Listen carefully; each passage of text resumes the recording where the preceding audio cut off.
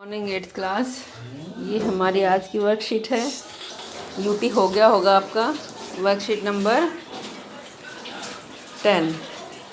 संविधान का लेसन पढ़ रहे थे हम। संविधान के बारे में जाना हमने, संघवाद क्या होता है वो जाना, शक्तियों का बंटवारा जाना। अब ये टॉपिक नंबर 3 है हमारा।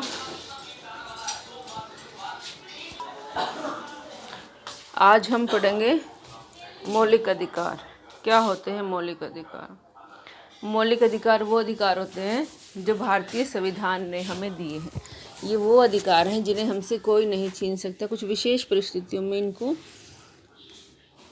कम किया जा सकता है, लेकिन ये बिल्कुल छीने नहीं जा सकते। स्वतंत्र भारत में राज्य की सत्ता के दुरुपयोग से बचने के लिए नागरिक के अधिकारों को संविधान में निहित किया गया है, जिसे मौलिक अधिकार कहते हैं।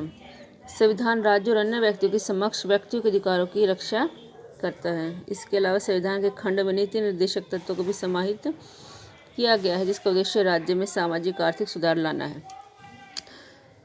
ये कुछ संविधान ने कुछ अधिकार दिए हैं जो जीवन के लिए ज़रूरी हैं और कोई भी सरकार इन्हें हमसे छीन नहीं सकती। उन अधिकारों को मौलिक अधिकार कहा जाता है। ये अधिकार हमें जन्म से मिल जाते हैं और जब तक हम जिंदा हैं तब तक ये अधिकार हमें मिले रहते हैं।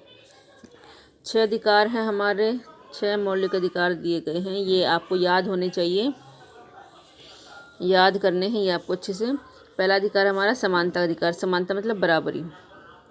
कानून की नज़र में सभी लोग समान हैं, मतलब किसी भी नागरिक के साथ धर्म, जाति, लिंग के आधार पर भेदभाव नहीं किया जा सकता। चाहे वो किसी भी धर्म से हो, किसी जाति से हो, किसी रंग का हो, स्त्री हो, पुरुष हो, कोई भी हो, उसके साथ भेदभाव नहीं किया जा सकता। ये अधिकार हमें भारतीय संविधान ने दिया है। दूसरा है स्वतंत्रता का अधिकार। स्वतंत्रता मतलब आज़ादी। इस अधिकार के अंतर्गत अभिव्यक्ति और भाषण की स्वतंत्रता। हम कहीं भी अपने विचार व्यक्त कर सकते हैं, बोल सकते हैं, भाषण दे सकते हैं, सभा संगठन बना सकते हैं, देश के किसी भाग में आ जा सकते हैं और रहने और कोई भी व्यवसाय, पेशा या कारोबार करने का अधिकार शामिल है। ये अधिकार हमें दिया गया है। तीसरा है शोषण के विरुद्ध अधिकार। इसमें मानव व्यापार मतलब इंसानों को बेचा खरीदा नहीं जा सकता।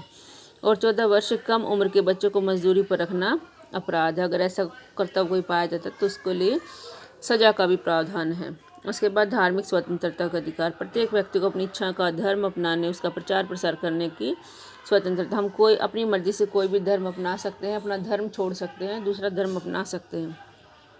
सांस्कृतिक और शैक्षिक अधिकार। संविधान में कहा गया है कि धार्मिक या भाषाई सभी अल्पसंख्यक समुदाय अपनी संस्कृति की रक्षा और विकास के लिए अपने अपने शैक्षणिक संस्थान खोल सकते हैं। मतलब अगर आपको लगता अगर आप अल्पसंख्यक, आपकी संख्या देश में कम है और आपको अपने धर्म के प्रचार के लिए कोई समुदाय संस्था खोलनी है, कोई संगठन खोलना है, तो उसकी भी आपको आज़ादी है।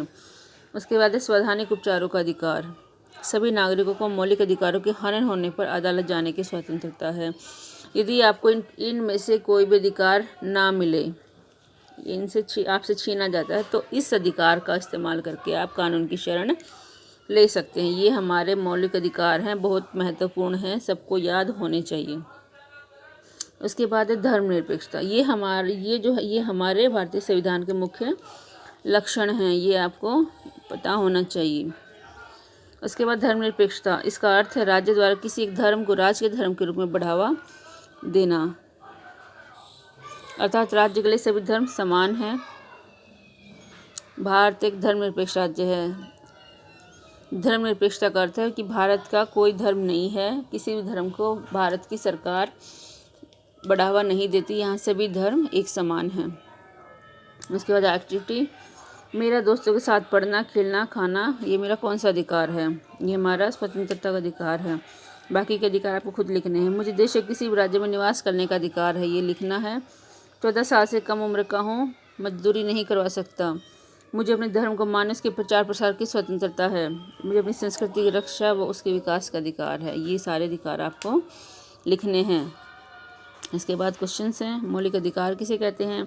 नागरिकों को कौन से मौलिक अधिकार प्राप्त हैं? धर्मनिरपेक्ष क्यों कहलाता है हमारा देश?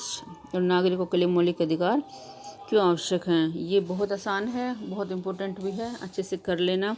कोविड-19 की हमारी एक्टिविटी है। हमें कोविड-19 से अगर बचना है तो हमें क्या करना है, मास्क पहनना है। सभी बच्चे इसको करें जल्दी से।